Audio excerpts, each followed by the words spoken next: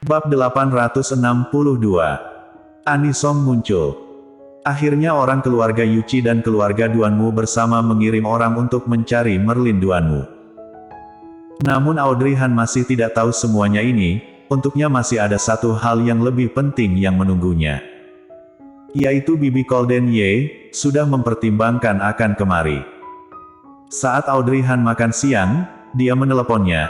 Mendengar berita dia berkata akan datang, Audrey Han sedikit terkejut. Dia masih mengira mempertimbangkan begitu lama, Anisong tidak akan bersedia kemari membantunya, tidak disangka ternyata dia setuju. Selanjutnya Audrey Han mengatakan hal yang terjadi akhir-akhir ini dengan singkat, serta situasi sekarang. Selesai mendengarnya Anisong terdiam lama, selanjutnya berkata, saat aku tiba di bandara, kamu minta dia datang bersamamu menjemputku. Mendengarnya, Audrey Han seketika menjadi risau. Bibi Song, dia sekarang tidak ingat Anda, apa Anda ingin memberitahunya kenyataan?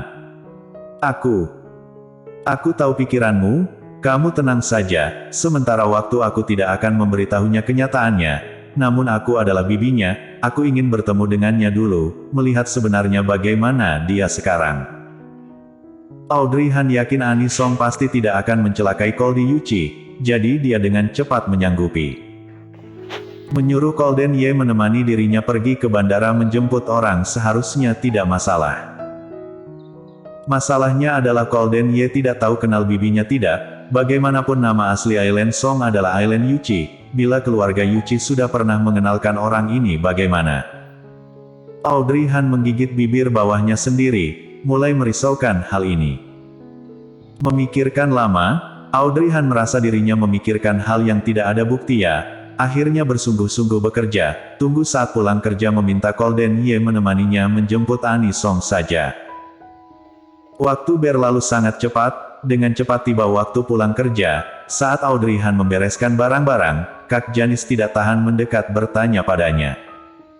Akhir-akhir ini, kamu selalu pulang kerja dengan Cheo.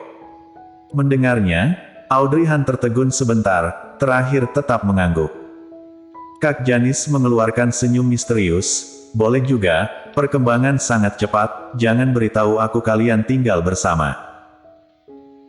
Pada Kak Janis, Audrey Han juga tidak berpikir menyembunyikan darinya, bagaimanapun sikapnya pada Merlin Duanmu hari itu sangat jelas, sekali lihat dapat melihat dia bukanlah jenis orang yang suka menyanjung orang berkuasa, lagi pula tidak suka membicarakan orang di belakang.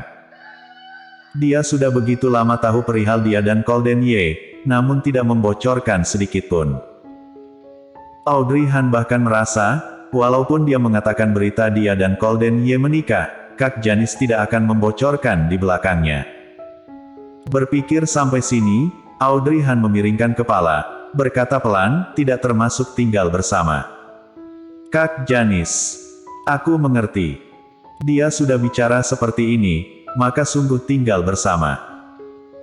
Kak Janis berdecak, aku sungguh tidak menyangka, saat awalnya Cheo baru ini menjabat, aku lihat dia sangat arogan, sangat menghindari wanita, aku masih mengira tidak ada orang yang bisa dia sukai, mungkin dia akan sendirian sampai akhir, tidak disangka. Dia bergosip beberapa saat, selanjutnya melihat waktu sudah kira-kira tiba, tidak berbasa-basi lagi dengan Audrey Han, membereskan barang dan pergi lebih awal. Audrey Han berpikir-pikir, juga membereskan barang dan keluar. Sebelum pergi dia melihat ke kantor Golden Ye, lalu mengeluarkan ponsel melihatnya. Ada pesan yang dikirimkan Anisong, berkata kira-kira dia akan mendarat jam 7 tepat. Jam 7 tepat. Audrey Han berpikir seperti ini, lalu mengambil ponsel pergi ke bawah kantor. Dia berjalan ke arah sebelumnya, dengan cepat mobil Golden Ye tiba di sisinya, Audrey Han dengan cepat naik ke dalam mobil. Setelah naik mobil, Audrey Han memasang sabuk pengaman dan melihat Golden Ye, ragu-ragu harus bagaimana mengatakan perihal pergi ke bandara menjemput orang. Ada yang ingin dikatakan padaku. Tidak disangka hanya setelah dia menggunakan tatapan risau menatapnya, Golden Ye dapat melihat isi hatinya, berinisiatif bertanya. Audrey Han hanya tertegun sesaat, selanjutnya bereaksi, mengangguk. Aku ada teman. Jam 7 tiba di bandara, aku harus menjemputnya, jadi. Audrey Han menggigit bibir bawahnya, tidak bicara lagi, menatap Golden Ye dengan diam.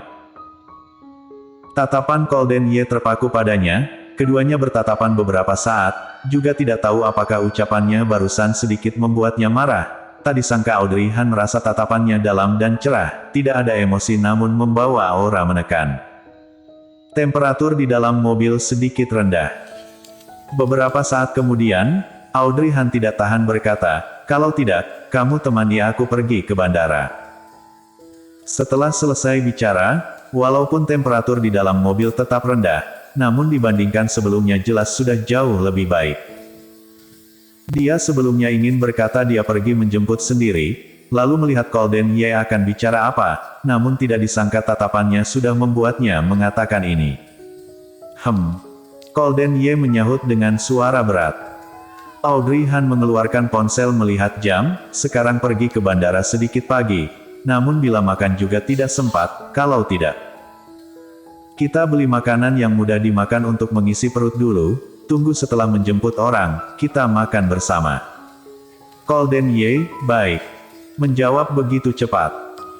Audrey Han tidak menyangka bisa begitu lancar, selanjutnya dia meminta Golden Ye menghentikan mobil di depan toko roti di pinggir jalan, lalu dia turun masuk ke dalam toko roti membeli. Awalnya membeli roti sangat cepat, Audrey Han menyuruhnya menunggu dirinya di luar saja, namun Golden Ye terakhir tidak tenang, mengikutinya turun mobil bersama. Sedangkan di saat ini, tidak jauh ada beberapa orang melihat pemandangan ini. Mereka memotret dan mengirimkan pada atasan mereka. Tidak lama, mereka keluar dari toko roti. Beberapa orang itu langsung menunduk begitu melihat pemandangan ini. Rasa waspada tuan muda sangat kuat, kita memotret dan menyerahkan saja, selanjutnya tidak bisa mengikuti lagi. Baik. Sekelompok orang itu berdiskusi lalu pergi. Setelah sekelompok orang itu pergi, tatapan Golden Ye baru melihat ke arah tempat mereka barusan tinggal. Tatapan yang dalam tidak bergerak, membuat orang sama sekali tidak tahu apa yang sedang dia pikirkan. Sampai bunyi brak, Audrey Han masuk ke dalam mobil, menurunkan jendela mobil. "Kamu sedang memikirkan apa? Ayo naik." Kali ini Golden Ye baru tersadar, naik ke dalam mobil. Mobil kembali ke jalan lagi. Audrey Han sambil melihat jam, sambil membuka kantong, mengeluarkan kue bolu dari dalamnya. Sebenarnya dia dulu tidak suka makanan yang sangat manis sejenis ini, terutama sejenis kue bolu dan roti.